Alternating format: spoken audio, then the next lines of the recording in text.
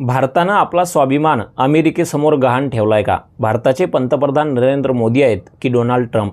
हा प्रश्न मी यासाठी विचारतोय कारण काल याच अमेरिकेच्या वित्तमंत्र्यांनी एक प्रेस कॉन्फरन्स घेतली आणि त्यांनी असं सांगितलं की आम्ही भारताला परवानगी देतो की भारत पुढचे 30 दिवस रशियाकडून तेल खरेदी करू शकतं. म्हणजे ज्या देशाला आपण आत्मनिर्भर भारत, ज्या देशाला आपण विश्वगुरू अशी स्वप्न बघितले, आज त्या देशाला कुठला तरी देश आदेश देतोय की तुम्ही इतके दिवस एका देशाकडून तेल खरेदी करू शकता.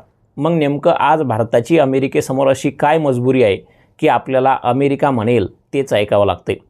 काही दिवसाअगोदर याच डोनाल्ड ट्रम्प यांनी एक प्रेस कॉन्फरन्स घेतली आणि त्यांनी असं सांगितलं की मी जर ठरवलं तर मी एका दिवसात नरेंद्र मोदींचं राजकीय करिअर उद्ध्वस्त करू शकतो.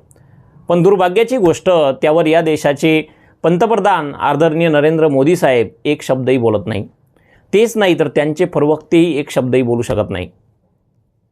एवढंच नाही तर 2-3 दिवसाअगोदर याच अमेरिकेचे उपविदेश सचिव आपल्याच देशाच्या दिल्लीमध्ये बसतात आणि असं म्हणतात की आम्ही कधीच भारताला चीन एवढं ताकदवान होऊ देणार नाही, कारण आम्ही सुरुवातीला चीनला मदत केली. आज चीन इतका विकसित झाला की तो आमच्यासाठी एक स्पर्धक म्हणून तयार झाला आणि भारताला भविष्यात इतकं मोठं करून आमच्यासाठी दुसरा स्पर्धक आम्ही तयार करणार नाही. त्यामुळं भारतासोबत जो काही व्यापार आम्ही करू त्यामध्ये कायम पहिले अमेरिकेचा फायदा आणि नंतर भारताचा, अशाच प्रकारे तो व्यापार त्या ठिकाणी होईल. मग आज प्रश्न पडतो की नेमकं अमेरिकेकडे आपल्या देशाचं किंवा आपल्या देशातील काही व्यक्तींचं असं काय गुड आहे की आज अमेरिका म्हणाल तीच गोष्ट आपल्याला ऐकावी लागते. खरं तर याच डोनाल्ड ट्रम्प यांनी काही दिवस अगोदर सांगितलं होतं की भारत पाकिस्तानचं जे काही युद्ध झालं होतं मध्ये, ते युद्ध माझ्याच म्हणण्यानुसार बंद केलं गेलं. डोनाल्ड ट्रम्प वारंवार मीडियासमोर येऊन अशी वक्तव्य करतात आणि भारत त्यावर काहीच बोलत नाही.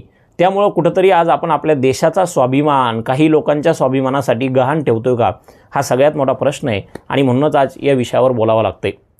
खरं तर भारत आणि अमेरिका यांच्यामध्ये 1 महिन्या अगोदर जी काही ट्रेड डील, ज्याला आपण व्यापार डील म्हणतो, ती डील जी झाली होती ती डीलच या सगळ्या गोष्टींचं कारण आहे. कारण त्या डीलमध्ये आपले पंतप्रधान नरेंद्र मोदी यांनी डोनाल्ड ट्रम्प यांना आश्वासन दिलं आहे की आम्ही पुढच्या 5 वर्षात अमेरिकेकडून $500 बिलियन इतके किमतीचं सामान घेऊ. आता तुम्हाला साध्या भाषेत सांगतो, सध्या डॉलरची किंमत 90 रुपयाच्या आसपास आहे. $1 बिलियन म्हणजे 9,000 करोडच्या आसपास होतात.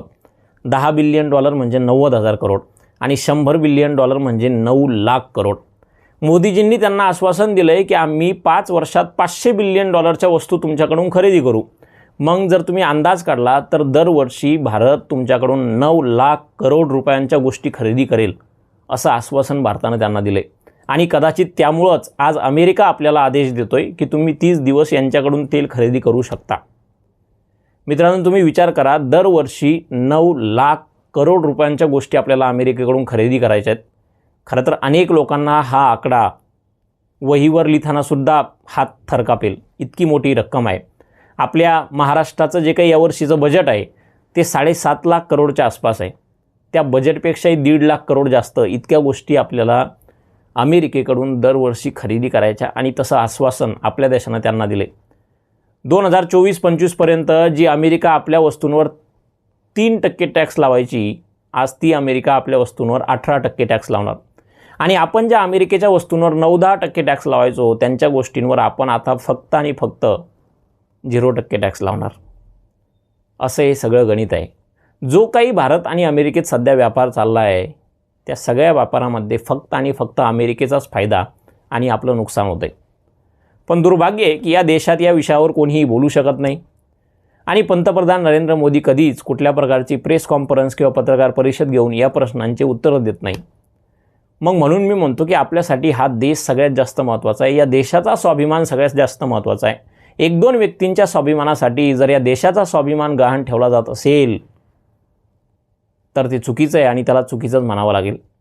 मी जसं व्हिडिओच्या सुरुवातीलाच सांगितलं की काल 2-3 दिवसाअगोदर याच अमेरिकेतील उपविदेश सचिव, ज्यांचं नाव काहीतरी क्रिस्टोफर लँडो, यांनी दिल्लीमध्ये बसून ते वाक्य वापरलं की आम्ही भारताला चीन इतकं ताकदवान कधीच होऊ देणार नाही, कारण आम्हाला आमच्यासाठी दुसरा चांगला स्पर्धक जगात तयार करायचा नाही. आणि त्यांच्या आजूबाजूला बसलेल्या लोकांनी याच्यावर काहीही प्रतिक्रिया दिली नाही, काहीही उत्तर दिलं नाही. मग या देशाचं सरकार नेमकं या देशातील विरोधी पक्षांनी टीका केली तर त्यालाच उत्तर देण्यासाठी आहे का? विदेश पातळीवर आपण काय करतोय हा खूप मोठा प्रश्न आहे.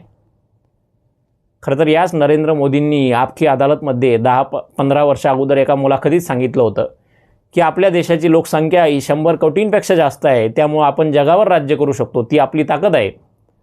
त्यामुळं आंतरराष्ट्रीय जे काही प्रेशर असतं, जो काही ताण असतो, तो आपल्यावर कधीच पडू शकत नाही, असं हे नरेंद्र मोदीजींचं वाक्य आहे. पण आज तेच नरेंद्र मोदीजी या आंतरराष्ट्रीय प्रेशर, आंतरराष्ट्रीय ताणाच्या हाताखाली काम करतायत, अशी परिस्थिती आपल्या देशामध्ये आहे. सुरुवातीला जसं सांगितलं, अमेरिकेचे वित्तमंत्री यांनी काल प्रेस कॉन्फरन्स घेतली आणि संपूर्ण जगासमोर त्यांनी सांगितलं की आम्ही भारताला परवानगी देतोय की त्यांनी 30 दिवस रशियाकडून तेल खरेदी करायचं, कारण इराण आणि अमेरिका आणि इस्रायलमध्ये जे काही युद्ध सुरू आहे त्यामुळं जे काही शिपमेंट असतात समुद्रातून जे जात असतात त्याला अडचण निर्माण होते आणि म्हणून आम्ही ही 30 दिवसाची परवानगी भारताला देतोय. आणि या देशामध्ये लोक इतके आंधळे झालेत, लोकांनी इतके काळ्या रंगाचे चष्मे घातलेत की याच्यातही कशाप्रकारे भारताचा फायदा झाला असा लोक शोध घेतात आणि सांगतात की म्हणजे अत्यंत वाईट परिस्थिती आहे.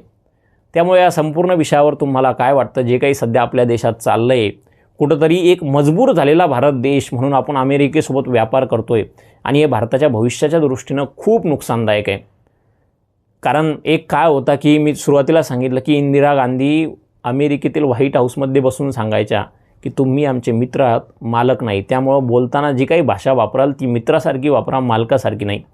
आणि हे 1970 1965 साली व्हायचं आणि आज जर त्याच्यानंतर 50-60 वर्षांनी आपण परत त्याच अमेरिकेच्या हाताखाली काम करतोय, तर खरं तर आपण गुलामीतून मुक्त झालो का, हाच मोठा प्रश्न आहे. या संपूर्ण विषयावर जे काही तुमचं मत असेल ते मनमोकळेपणानं मला कमेंटमध्ये नक्की सांगा आणि असेच महत्त्वाचे व्हिडिओ पाहण्यासाठी चॅनलला सबस्क्राईब करायला विसरू नका. परत भेटूयात एका अशाच नवीन आणि महत्त्वाच्या व्हिडिओसोबत. तोपर्यंत खूप खूप धन्यवाद.